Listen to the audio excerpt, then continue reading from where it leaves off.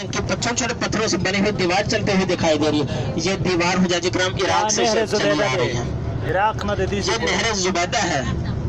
آج تو اس میں پانی نہیں آتا. کیوں؟ کیونکہ بہت صدیوں پرانی نہر ہے. اور جب یہ آج یہ جو نہر ہے یہ مختلف جگہ سے ٹوٹ کا شکار ہو چکی ہے. آج اس میں پانی نہیں آتا، لیکن پانی صرف طائف تک آتا ہے.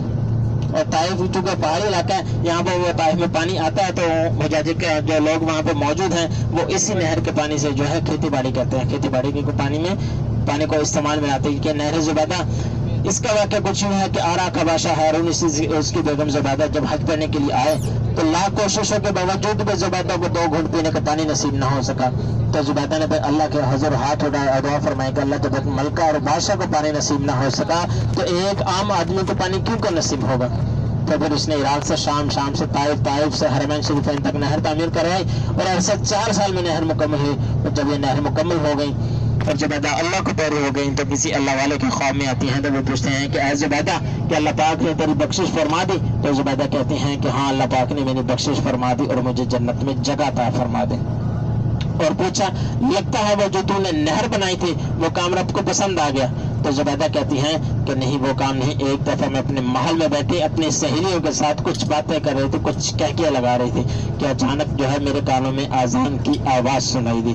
میں نے محسوس کیا کہ میرے سر پر دوپٹہ نہیں ہے اور بس میں نے اپنے رب سے شرم و حیا کرتے ہوئے اپنے سر پر دوپٹہ رکھ لیا اور چند لمحوں کی خاموشی اختیار کی.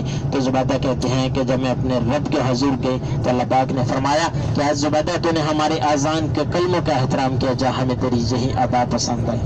سوچو حجاج کرام کتنی محنت لگی ہوگی اس نہر کو بنانے میں اور اس وقت کتنا سرمایہ خرچ ہوا ہوگا کہ اللہ پاک نے چھوٹی سی قربانی کی وجہ سے اللہ پاک نے زبیدہ کی بخشش فرما دی. تو ہم جو ہیں اس وقت مزدلفہ میں داخل ہو چکے ہیں. تو جس طرح عرفات میں داخل ہوتے ہیں ہماری زیارت ایک مسجد تھی، اسی طرح مزدلفہ میں داخل ہوتے ہیں ہمارے سیدھے ہاتھ پہ ایک مسجد آ رہی ہے. سیدھے ہاتھ پہ 2 مینار والی مسجد آ رہی جو کہ مسجد نمرہ کی طرح پورا سال بند رہتی ہے. یعنی کہ ہم سیدھے ہاتھ پہ ہماری مسجد آئے گی وہ ہے مسجد مشعر الحرام و مزدلفہ، جسے 2 میناروں والی مسجد بھی کہتے ہیں. مسجد نمرہ دن کے وقت کھولی جاتی ہے جبکہ یہ مسجد صرف ایک رات کے لیے کھولی جاتی ہے جس رات حاج صاحبان مزدلفہ میں تشریف لاتے ہیں. اور 2 نمازیں اس مزدلفہ کے میدان میں اور اس مسجد مشعر الحرام و مزدلفہ میں ایک اذان کے ساتھ کون سی؟